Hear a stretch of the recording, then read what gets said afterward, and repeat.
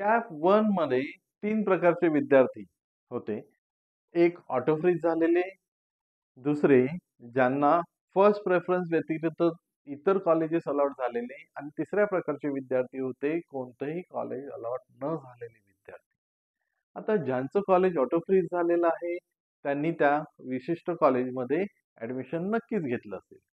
आता प्रश्न उरतो, की फर्स्ट प्रेफरन्स व्यतिरिक्त इतर कॉलेजेस अलॉट झालेले विद्यार्थी आणि कोणतंही इंजिनिअरिंग कॉलेज न अलॉट झालेले विद्यार्थी.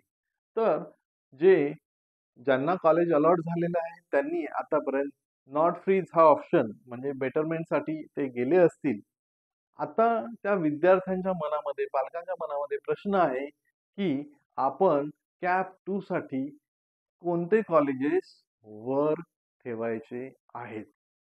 तर अशाच काही प्रश्नांची उत्तरं मी या व्हिडिओच्या माध्यमातून देणार आहे. नमस्कार, मी साळुंखे सर. साळुंखे सर केमिस्ट्रीमध्ये स्वागत आहे. आज आहे 4 ऑगस्ट आणि आजपर्यंत म्हणजे 3 ऑगस्ट पर्यंत ॲडमिशन्स घ्यायचे होते, पण ॲडमिशनची जी काही डेट आहे ती एक्सटेंड करण्यात आलेली 4 ऑगस्ट पर्यंत. तर हे शेड्यूल जे आहे पहा, 1 ऑगस्ट ते 3 ऑगस्ट हा वेळ होता, पण 4 ऑगस्ट पर्यंत ही डेट एक्सटेंड करण्यात आलेली 5 वाजेपर्यंत ॲडमिशन्स घ्यायचे आहेत. ओके. आता हे जे विद्यार्थी ॲडमिशन घेतल्यानंतर इथे आजच पहा, आजच काय आहे, की आजच vacant seat display of provisional vacant seat for CAP round 2 आजच येणार आहे 4 ऑगस्टला. ओके. आणि त्यानंतर पहा, online submission and confirmation of option form for CAP round 2 through candidates log in by the candidate. म्हणजे हे लॉग इन थ्रूच होणार आहे. याची डेट आहे 5 ऑगस्ट 2025 ते 7 ऑगस्ट 2025. आता जेव्हा आपल्याला हा ऑप्शन फॉर्म भरायचा आहे, तेव्हा आपण जे कॅप वन मध्ये कॉलेज लिस्ट दिलेली, ती कॉलेज लिस्ट जशीच्या तशी आपण इम्पोर्ट करू शकतो. इम्पोर्ट करणे म्हणजे काय, की जी कॉलेज लिस्ट आपण कॅप वन मध्ये भरलेली ती कॉलेज लिस्ट जशीच्या तशी आणणे. ओके. दुसरा ऑप्शन विद्यार्थ्यांसमोर असणार आहे, की न्यू कॉलेज लिस्ट कॅप 2 साठी संपूर्णपणे न्यू कॉलेज लिस्ट तयार करणे. आता या दोन्ही ऑप्शन मध्ये लक्षात ठेवा, की तुम्हाला जे कॉलेज अलॉट झालेलं आहे हे ऑटोमॅटिकली बॉटमला म्हणजे सर्वात खाली येणारच आहे. मग आता त्या कॉलेजच्या वर तुम्हाला कोणते कॉलेजेस ठेवायचे आहेत या संदर्भात आपण काही डिस्कशन करणार आहोत. आता जर समजा तुम्हाला एखाद्या कॉलेजमध्ये कॅप वन मध्ये जी कॉलेज लिस्ट तुम्ही बनवली, समजा 30 नंबरचं कॉलेज तुम्हाला अलॉट झालेलं आणि ते कॉलेज अलॉट झालेलं कॉम्प्युटर सायन्स अँड इंजिनिअरिंग. आता तुमच्यावर ते संपूर्णपणे अवलंबून आहे, की आता सीएससीच्या वर तुमची जी कॉलेज लिस्ट होती, कदाचित 30 क्रमांकाचं कॉलेज तुम्हाला अलॉट झालेलं आहे आणि 30 नंबरच्या वर इतर कॉलेजेसमध्ये तुमचं मेकॅनिकल असू शकतं, तुमचं इलेक्ट्रिकल असू शकतं, ENTC वगैरे असू शकतं. म्हणजेच जर तुम्हाला सीएससी अलॉट झालेलं आहे, तर तुम्हाला नक्कीच विचार करावा लागेल, की हे जे काही कॉलेजेस आहेत, हे आपल्याला ठेवायचे आहेत का? कारण ज्या विद्यार्थ्यांना सीएससी ब्रांच अलॉट झालेली आहे, नक्कीच सीएससी ब्रांच ही चांगली ब्रांच आहे. आता त्या विद्यार्थ्यांनी विचार करायचा आहे, की वरचे कोणकोणते कॉलेजेस आपण डिलीट करू शकतो. हो, ऑप्शन फॉर्म जो आहे तो एडिट करता येतो आणि हा जो ऑप्शन फॉर्म आहे एडिट करता येतो म्हणजे नक्की काय, आपण काही कॉलेजेस जे आहेत त्या काढू शकतो किंवा काही नवीन कॉलेजेस जर ऍड करायचे असतील तर आपण ते ऍड सुद्धा करू शकतो. हे असणार आहे ऑप्शन फॉर्म 2 भरण्यासाठी. आता त्या ऑप्शन फॉर्म 2 ची जी डेट आहे 3 दिवसाचा पिरियड दिलेला आहे. आता या 3 दिवसाच्या पिरियडमध्ये आपल्याला तो ऑप्शन फॉर्म कॅप 2 साठी भरायचा आहे.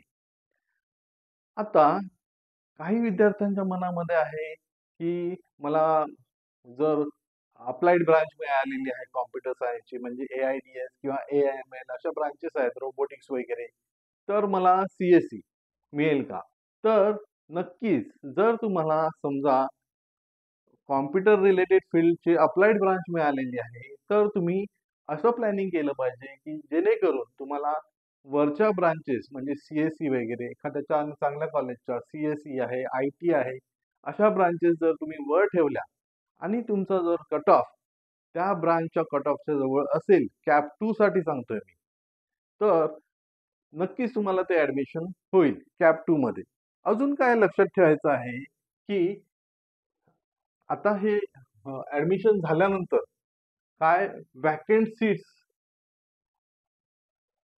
प्रत्येक कॉलेजमध्ये, प्रत्येक ब्रांचसाठी किती व्हॅकंट सीट्स आहेत हे रिलीज करणार आहे CET सेल.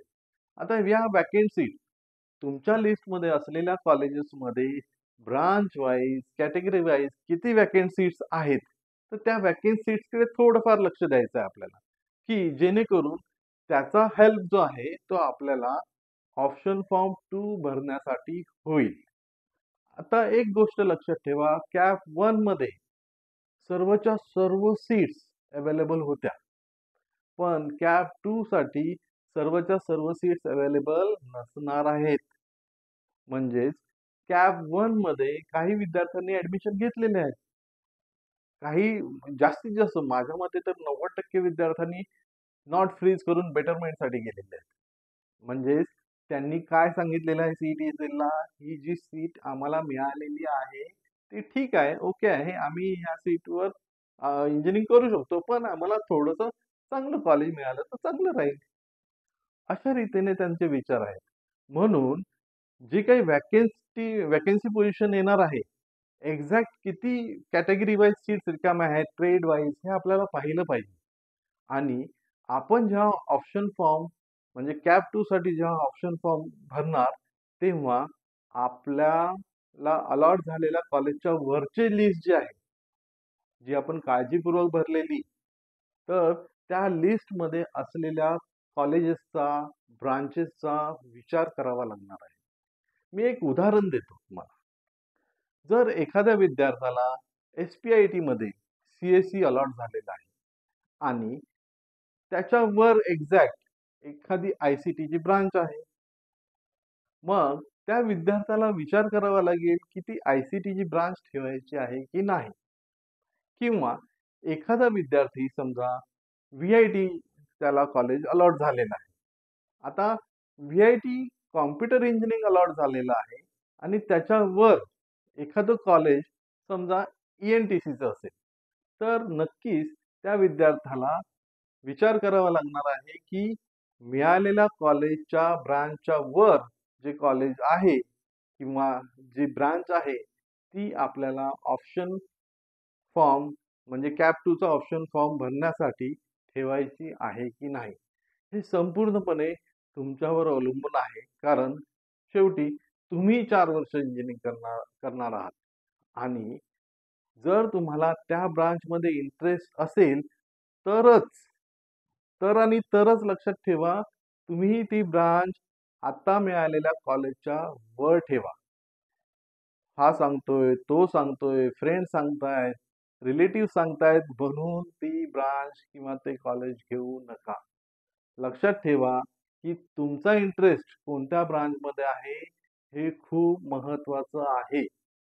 तुमचा इंटरेस्ट ज्या ब्रांचमध्ये असेल, तीच ब्रांच जर तुम्हाला मिळाली आणि नक्कीच ती मिळेल कॅप 2 मध्ये तरी, जर कॅप 1 मध्ये मिळाली नसेल, तर जर तुम्हाला इंटरेस्ट असलेली ब्रांच मिळाली, तर नक्कीच तुम्ही 4 वर्षामध्ये त्या ब्रांचची स्टडी करून नक्कीच छानपैकी तुमचं जी काही प्लेसमेंट्स आहेत, फ्युचर आहे, करियर आहे, त्या ब्रांचमध्ये व्यवस्थित होईल.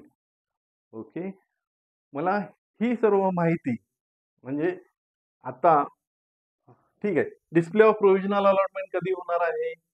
इथे 11 ऑगस्टला म्हणजे कॅप 2 चे ऑप्शन फॉर्म भरल्यानंतर ही अलॉटमेंट लिस्ट येणार आहे. तर ही सर्व माहिती मला या व्हिडिओच्या माध्यमातून तुम्हाला द्यायची होती. हा व्हिडिओ तुम्हाला कसा वाटला, ते मला नक्कीच एक लाईक करून तुम्ही सांगू शकता. जेणेकरून मला असेच नवनवीन इन्फॉर्मेटिव्ह व्हिडिओज बनवण्याची प्रेरणा मिळत राहील. जास्तीत जास्त लोकांपर्यंत हा व्हिडिओ शेअर करा, जेणेकरून त्या विद्यार्थ्यांना, त्या पालकांना सुद्धा याचा फायदा होईल. मी इथे थांबतो. धन्यवाद.